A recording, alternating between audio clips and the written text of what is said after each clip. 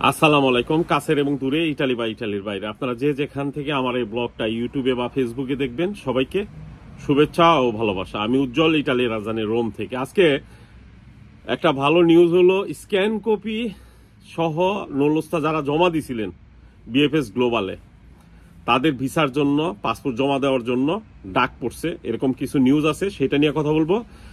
আর এই মুহূর্তে তো অ্যাপয়েন্টমেন্ট বন্ধ, প্রায় 1,10,000 ইমেল করা হয়েছে। তারপরেও আপনারা জানেন কি না জানেন জানি না, নলস্তা এবং স্ক্যান কপি পাসপোর্টের বিএফএস গ্লোবালে জমা হচ্ছে। তো এইটা কিভাবে জমা হচ্ছে সেটা নিয়েও কথা বলবো। আর গত বছর 2023 সালের ডিসেম্বর এবং 2024 সালে যারা এগ্রিকালচার, স্পন্সর, ডোমেস্টিক আবেদন করার পরে ম্যাক্সিমাম মানুষ 1 মিনিট থেকে 4 মিনিট কমিউনিকেশন আসছিল।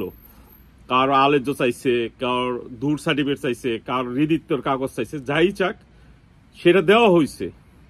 তো তারপরও কেন সেগুলার প্রতি উত্তর আসে নাই পেপুত্তরা থেকে, বা কেন নলস্তা তারা পেল না, তো সেটা নিয়ে কথা বলবো। আর একটা খারাপ বা ব্যাড নিউজ হলো, ইটালির লাগারে 17 বাংলাদেশিরে আলবেনিয়া পাঠানো হয়েছে এই সপ্তাহে।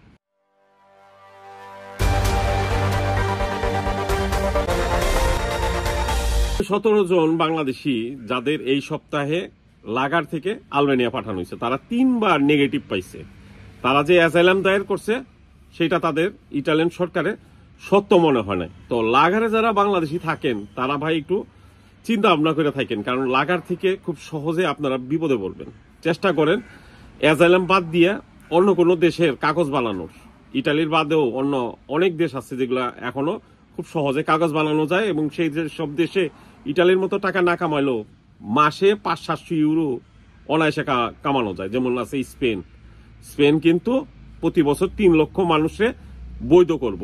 তো যারা আপনারা এখানে অ্যাজাইলাম মাইরা ঘাপটি মাইরা বৈশা আছেন, এখানকার সরকার কিন্তু ডানপন্থী, তাদের দেশের কথা আগে চিন্তা করে। স্ক্যান কপি যারা জমা দিছিল এই বছর 2024 সালে, ইমেল করার পরে ডেট পাইছে, তাদের যাচাই বাছাইয়ের পরে বলছিল টাকা জমা দিয়ে যাও, পরে আর ডাকবো। তো আজকে আমার কাছে অনেকেই জানাইছে কিছু ডাক পড়ছে ডিসেম্বরের 18 তারিখে, আবার তারপরেও আছে যে পাসপোর্ট সহ 18 মাস যেন মেয়াদ থাকে, তাদের জমা দিতে বলছে ভিসার জন্য।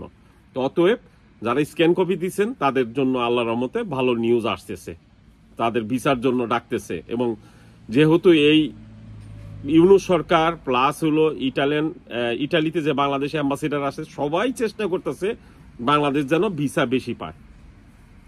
অ্যাপয়েন্টমেন্ট বন্ধ, আপনারা সবাই জানেন, প্রায় 1,10,000-এর মতো মানুষ প্রতিদিন এটা নিয়ে কথা হয়, আমরাও বলি।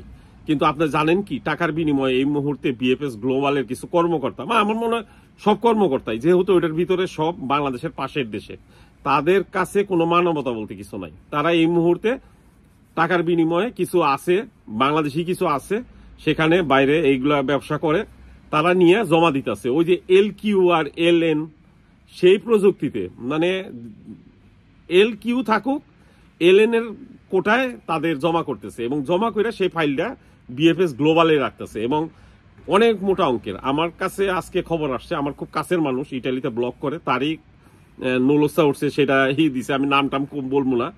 সেইটা প্রায় 60,000 টাকার বিনিময়ে এই জমা দিয়ে আসছে বিএফএস গ্লোবালে, স্ক্যান কপি পাসপোর্টের আর হলো নলস্তা, আর সব মালিকের যত ডকুমেন্ট আছে, এবং টাকা দিছে, সব রিসিট মিসিট সব পাইছে। এবং 100% আমি নিশ্চিত এটা এখন বিএফএস গ্লোবালের সব কর্মকর্তারা আবার সাহস পেয়ে গেছে, কারণ তারা মনে করতেছে 5 তারিখের পরে যেরকম ছিল এরকম নাই, বাংলাদেশ আবার আগের মতো হয়ে গেছে। 2023 ডিসেম্বরে এবং 2024 সালে যারা ফ্লুসি আবেদন করছেন, স্পন্সর, তারপর ডোমেস্টিক, ম্যাক্সিমাম মানুষের যারা 1 মিনিট 0 মিনিট থেকে 4 মিনিটের ভিতরে ছিল, সবারই কমিউনিকেশন আসছিল ম্যাক্সিমাম মানুষেরই, যে তুমি এইটা দাও, আলেজ্য দাও, হ্যান দাও, ত্যান দাও। ওইরকম 2023 ডিসেম্বরে আমার নিজের কাছের মানুষের আবেদন করা হয়েছে, এবং সেইটার আলেজ্য আমার নিজের বাসা থেকে দিছি 1 মিনিট 15 সেকেন্ড বা এরকম 30 সেকেন্ডের ভিতরে, 1.5 মিনিটের ভিতরে, এরকম 8 টাকা কাগজের। এরকম আমার পরিচিত যত মানুষ আছে এবং আমার ব্লগের যত মানুষ আছে, যাদের এই জিজ্ঞেস করি যে কমিউনিকেশন আসার পরে যে জমা দিছে, কেউ দিছে আলেজ্য, কেউ দূর সার্টিফিকেট, কেউ আসিকেশনে, কেউ মালিকের ঋদিত্ব আবার জমা দিছে। তো কাউরি মানে নুলস্তা উঠে নাই। মানে এটা অবাক হওয়ার জিনিস যে পেপুত্তরা কিন্তু চাইলো যে এইটা মাঙ্গা, এটা দিলে হয়তোবা নুলস্তা দিবে, কারণ সবকিছু ঠিক আছে। মানে এইটা আমার ব্যাপার না, এটা পুরা ইটালিতেই। তবে যদি কেউ পায়ে থাকেন জানাবেন, কেন আমি অনেক চেষ্টা করছি মানে জানতে পারি নাই। কিন্তু নুলস্তা উঠার পরে রেবুকারে করছে, মানে সেটারে কিন্তু একবারে রিজেক্ট করে নাই, রেবুকারে করছে। এরকম দুইটা সংবাদ যেমন জানুয়ারি মাসে আমি বলছি যে উকিল ধরার পরে সেগুলারে নিয়ে ট্রিব্যুনাল থেকে আবার অনুমতি আইনা আবার দ্বিতীয়বার ইয়ে থেকে পেপুত্তরা থেকে নুলস্তা ঠিক করাইছে। তো ভালো থাকবেন সবাই, দোয়া করবেন। আসসালামু আলাইকুম।